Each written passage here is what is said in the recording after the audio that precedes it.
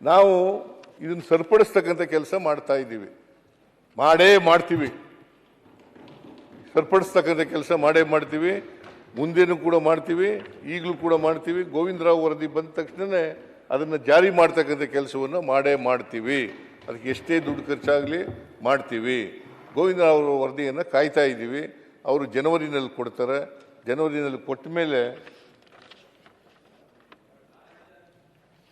ಆಮೇಲೆ wine board Kalyana Karnataka ಕನಿಷ್ಠ 50 ಕೋಟಿ ರೂಪಾಯಿ ಕೊಡ್ರಿ ದಯವಿಟ್ಟು. ಅದಕ್ಕೆ ಗೋವಿಂದರಾವ್ ಅವರು ಏನು ಹೇಳ್ತಾರೆ ಅಂತ ಗೊತ್ತಿಲ್ವಲ್ಲ ನಮಗೀಗ.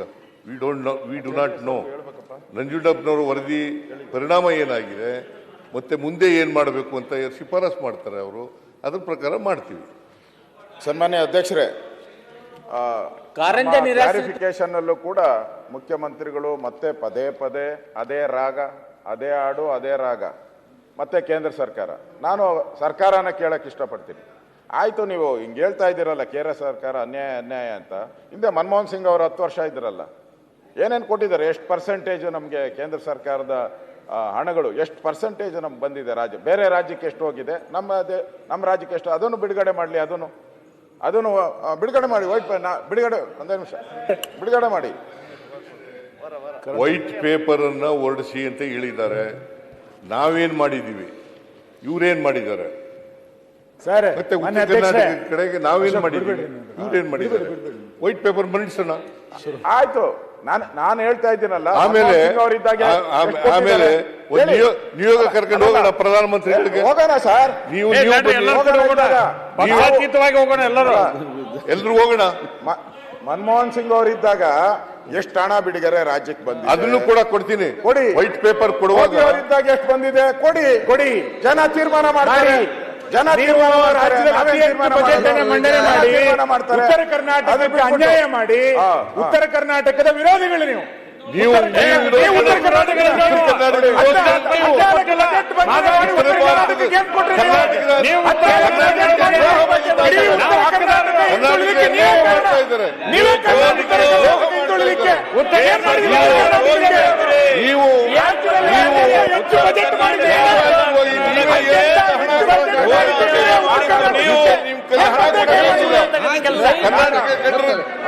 ಮಲ್ತಾಯಿ ಧೋರಣೆ ನಿಮ್ದು. ಮಲ್ತಾಯಿ ಧೋರಣೆ ಭಾಷಣ ಮಾಡೋದು ಎದ್ದು ಹೋಗೋದು ಅಷ್ಟೇ. ಒಂದೇ ಒಂದು ಅನುಷ್ಠಾನ ಮಾಡಲಿಲ್ಲ. ಮಾಡಕ್ಕಾಗಲ್ಲ.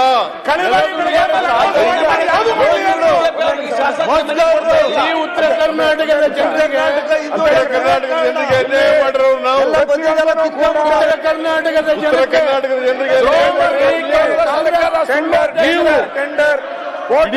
ಕರ್ನಾಟಕಕ್ಕೆ ಅನ್ಯಾಯ ಮಾಡಿರೋರು ಸಿಎಂ ಅವರು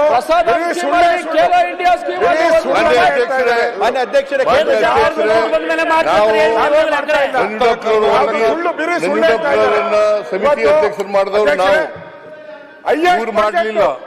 ಮುಖ್ಯಮಂತ್ರಿಗಳು ಅದಾದ್ಮೇಲೆ 5 ವರ್ಷ ಇವ್ರೇನು ಮಾಡಲಿಲ್ಲ. ಹೈಯೆಸ್ಟ್ ಬಡ್ಜೆಟ್ ಮಂಡನೆ ಮಾಡಿ ಉತ್ತರ ಕರ್ನಾಟಕ ಏನು ಆಗಿಲ್ಲ ಅಂದ್ರೆ ಇದು ಇವ್ರ ಫೇಲ್ಯೂರ್. ಬಡ್ಜೆಟ್ ಮಂಡನೆ ಮಾಡಿದ್ದಾರೆ. ಕೇಂದ್ರ ಸರ್ಕಾರ ಏನು ಕೊಡ್ತಾ ಇಲ್ಲ. ಉತ್ತರ ಕರ್ನಾಟಕ ಅನ್ಯಾಯ ಆಗಿದ್ರೆ ಇವರಿಂದಾನೇ ಅನ್ಯಾಯ ಆಗಿರೋದು. ಇವರಿಂದ ರಾಜೀನಾಮೆ ಕೊಡ್ಬೇಕು. ಯಾಕೆಂದ್ರೆ ಏನು ಉದ್ಧಾರ ಮಾಡಲಿಲ್ಲ. ಬರೀ ಕೇಂದ್ರ ಸರ್ಕಾರ ಹೇಳಿದೆ ಇಷ್ಟೆಲ್ಲ ಬಡ್ಜೆಟ್ ಮಂಡನೆ ಮಾಡಿ ಏನು ಆಗಿಲ್ಲ ಅಂತ ಹೇಳಿದ್ರೆ ಇವರು ರಾಜೀನಾಮೆ ರೈತರ ಉತ್ತರ ಕರ್ನಾಟಕದ ದ್ರೋಹಿಗಳು. ಇವರು ವಾಕೌಟ್ ಮಾಡಬೇಕು ಅಂತ ಮಾಡ್ಕೊಂಡಿದ್ದಾರೆ.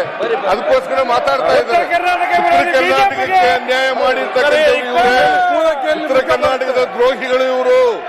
11 ವರ್ಷ ಅಧಿಕಾರದಲ್ಲಿದ್ದು ಏನು ಮಾಡಲಿಲ್ಲ. ಪ್ರೊಫೆಸರ್ ಗೋವಿಂದರಾವ್ ಕಮಿಟಿ ಮಾಡಿದವರು ನಾವು, ನಂಜುಂಡಪ್ಪ ವರದಿ ಕಮಿಟಿ ಮಾಡಿದವರು ನಾವು, ಅದನ್ನು ಜಾರಿ ಮಾಡಿದವರು ನಾವು. ಇವರೇನು ಮಾಡಲಿಲ್ಲ. ಬರೀ ಬಿಜೆಪಿಗೆ ಮಹದಾಯಿ ಯೋಜನೆ, ವಿರೋಧಿ ಬಿಜೆಪಿಗೆ, ಉತ್ತರ ಕರ್ನಾಟಕ ವಿರೋಧಿ ಬಿಜೆಪಿಗೆ, ಕರ್ನಾಟಕ ವಿರೋಧಿ ಬಿಜೆಪಿಗೆ. ಇವತ್ತವರೆಗೆ ಕೊಡಕ್ಕಾಗ್ಲಿಲ್ಲ ಅವ್ರಿಗೆ. ಅದಕ್ಕೆ ಕೊಡಕ್ಕಾಗ್ಲಿಲ್ಲ. ಎನ್ವೈರನ್ಮೆಂಟ್ ಕ್ಲಿಯರೆನ್ಸ್ ಕೊಡಕ್ಕಾಗ್ಲಿಲ್ಲ. ಗೆಜೆಟ್ ನೋಟಿಫಿಕೇಶನ್ ಆಗಿಲ್ಲ. ಅಲ್ಲ, ಕರ್ನಾಟಕ ರಾಜ್ಯ ಹಾಳಾಗಿದೆ. ಗೆಜೆಟ್ ನೋಟಿಫಿಕೇಶನ್ ಯಾರು ಮಾಡಬೇಕಾಗಿರೋದು? ಯಾರು ಮಾಡಬೇಕಾಗಿರೋದು? ಅಪ್ಪರ್ ಕೃಷ್ಣರ ಇಲ್ಲ, ಇವರು ಉತ್ತರ ಕರ್ನಾಟಕದ ದ್ರೋಹಿಗಳು, ಇವರು ರಣಹೇಡಿಗಳು. ಆರ್ಟಿಕಲ್ 371 ಜೈನ ವಿರೋಧ ಮಾಡಿದವರು ಇವರು.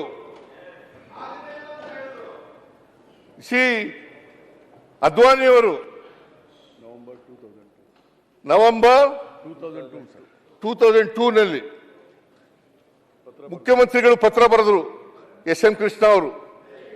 ಅದಕ್ಕೆ 371 ಜೆ ಮಾಡಕ್ಕಾಗಲ್ಲ, ಸಂವಿಧಾನ ಜಾರಿ ಮಾಡಕ್ಕಾಗಲ್ಲ, ಬೇರೆ ರಾಜ್ಯಗಳು ಕೂಡ ಕೇಳ್ತವೆ ಅಂತೇಳಿ ಮಾಡಿದವರು ಇವರು. ಯಾರು ಅನ್ಯಾಯ ಮಾಡಿರೋರು? ಉತ್ತರ ಕರ್ನಾಟಕಕ್ಕೆ ದ್ರೋಹ ಮಾಡಿದವರು ಇವರು, ಅನ್ಯಾಯ ಮಾಡಿದವರು ಇವರು. ಮನಮೋಹನ್ ಸಿಂಗ್ ರವರು 371 ಜೆ ಸಂವಿಧಾನವನ್ನು ತಿದ್ದುಪಡಿ ಮಾಡಿ ಅದನ್ನು ನಾವು ಕೊಟ್ಟರು. ನಾವು ಅದಾದ್ಮೇಲೆ 371 ಜೆ ಮಾಡಿದ್ರು. ಇಲ್ಲೇ ಇವರು ಇಲ್ಲೇ ಇದ್ದಾರೆ, ಎಚ್ ಕೆ ಪಾಟೀಲ್ ಇಲ್ಲೇ ಇದ್ದಾರೆ, ಇವರೇ ಸಮಿತಿ ಅಧ್ಯಕ್ಷರಾಗಿದ್ರು. ಇವ್ರ ಶಿಫಾರಸನ್ನ ನಾವು ಯಥಾವತ್ತಾಗಿ ಜಾರಿ ಮಾಡೋದು.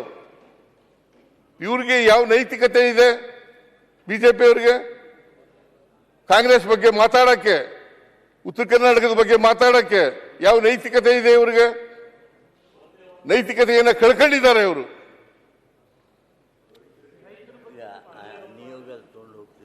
ಅಲ್ಲ, ರೈತರು ಈಗ ನಾನು ಬರಲಿ, ಅವರು ಎಲ್ಲ ಆಲ್ ಪಾರ್ಟಿ ನಿಯೋಗ ಕರ್ಕೊಂಡು ಹೋಗಿ ತಯಾರಾಗಿದ್ದೀನಿ. ಈ ಭಾಗದ ಎಲ್ಲ MLA ಕೂಡ ಕರ್ಕೊಂಡು ಹೋಗಿ ತಯಾರಾಗಿದ್ದೀನಿ, ಎಲ್ಲ ಮಂತ್ರಿಗಳನ್ನು ಕೂಡ ಕರ್ಕೊಂಡು ಹೋಗಿ ತಯಾರಾಗಿದ್ದೀನಿ. ಬರಲಿ, ಅವರು ಶ್ವೇತಪತ್ರ ಮಂಡಿಸ್ಬೇಕು ಅಂತ ಹೇಳಿದ್ದಾರೆ. ಶ್ವೇತಪತ್ರ ಮಂಡಿಸೋಣ. ಅವ್ರ ಕಾಲದಲ್ಲಿ ಏನಾಯ್ತು, ನಮ್ಮ ಕಾಲದಲ್ಲಿ ಏನಾಗಿತ್ತು? 371 ಜೆ ವಿರೋಧ ಮಾಡಿದವ್ರು ಯಾರು? ಅದನ್ನು ಜಾರಿ ಮಾಡಿದವ್ರು ಯಾರು? ಅದಕ್ಕೆ ಒಪ್ಪಿಗೆ ಕೊಟ್ಟವ್ರು ಯಾರು? ಇದನ್ನೆಲ್ಲ ವೈಟ್ ಪೇಪರ್ ನಲ್ಲಿ ಮಂಡಿಸೋಣ. ಈಗ ತನ್ನ ಸೂಚನೆ ಮೇರೆಗೆ ಎಲ್ಲ ಅಲ್ಲ. ಸನ್ಮಾನ್ಯ ಅಧ್ಯಕ್ಷರೇ ಇವತ್ತು ಕೊನೆ ದಿವಸ ಇದೆ. ಅಧ್ಯಕ್ಷರೇ, ಇವತ್ತು ಕೊನೆ ದಿವಸ ಇದೆ. ನಮಗೆಲ್ಲ ಕಳೆದ 10 ದಿವಸದಿಂದ ಮುಖ್ಯಮಂತ್ರಿಗಳಲ್ಲಿ ಮನವಿ ಮಾಡ್ತೀನಿ. ಆಯ್ತು, ಟೈಮ್ ಇದೆ, ಮುಗಿಲಿಗ. ಅದಕ್ಕೆ ದಯವಿಟ್ಟು ಅಭಯ್ ಪಾಟೀಲ್ರಿಗೆ ಒಂದು ಅಭಿನಂದನೆ ಸಲ್ಲಿಸುವಂತ ಕೆಲಸ ಆಗ್ಬೇಕು. ಮತ್ತು ಬೆಂಗಳೂರಿನಲ್ಲಿ ಇದೇ ರೀತಿ ಒಂದು ವ್ಯವಸ್ಥೆ ಸನ್ಮಾನ್ಯ ಮುಖ್ಯಮಂತ್ರಿಗಳಲ್ಲಿ ಮನವಿ ಮಾಡ್ತೀನಿ. ಈ ಘನವೆತ್ತ ಸದನ ನಿನ್ನೆ 6 ನಿರ್ಣಯಗಳನ್ನು ಸರ್ವಾನುಮತದಿಂದ ಪಾಸ್ ಮಾಡಿದೆ. ಆ 6 ನಿರ್ಣಯಗಳೇನಿದವು, ಅದರಲ್ಲಿ ಕೃಷ್ಣಾ ಮೇಲ್ದಂಡೆ 3 ರಾಷ್ಟ್ರೀಯ ಯೋಜನೆ ಮಾಡಬೇಕು. ಅದಕ್ಕೆ ಬೇಕಾಗಿರ್ತಕ್ಕಂಥ ಹಣಕಾಸನ್ನು ಒದಗಿಸೋದಕ್ಕೆ ಮುಂದೆ ಬರಬೇಕು. ಮಹದಾಯಿ ಅದು ಕೃಷ್ಣಾದ ನೋಟಿಫಿಕೇಷನ್ ಏನು ಮಾಡಬೇಕಾಗಿದೆ, ಆ ನೋಟಿಫಿಕೇಷನ್ ಮಾಡಬೇಕು. ಅತ್ಯಂತ ಮಹತ್ವದ ವಿಚಾರ.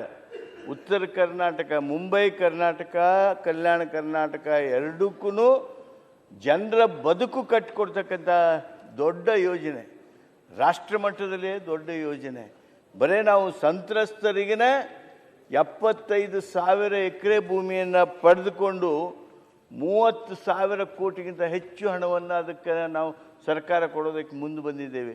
ಅಂಥ ಸ್ಥಿತಿಯೊಳಗೆ ಆ ಯೋಜನೆಯನ್ನು ಕೈಗೆತ್ತಿಕೊಳ್ಳೋದಕ್ಕೆ, ಅನುಕೂಲ ಮಾಡಿಕೊಡೋದಕ್ಕೆ, ಉತ್ತರ ಕರ್ನಾಟಕ ಕಲ್ಯಾಣ ಮಾಡೋದಕ್ಕೆ ಈ ಸದನ ಸರ್ವಾನುಮತದ ನಿರ್ಣಯ ಮಾಡಿದೆ. ಅದೇ ರೀತಿಯಾಗಿ ಮಹದಾಯಿ ವಿಚಾರದಲ್ಲಿ ರಾಜಕೀಯ ಮಾಡಬೇಡ್ರಿ, ಗೋವಾದ ಮಾತು ಎಲ್ಲನೂ ಕೇಳ್ಕೊತಾ ಹೋಗಬೇಡ್ರಿ.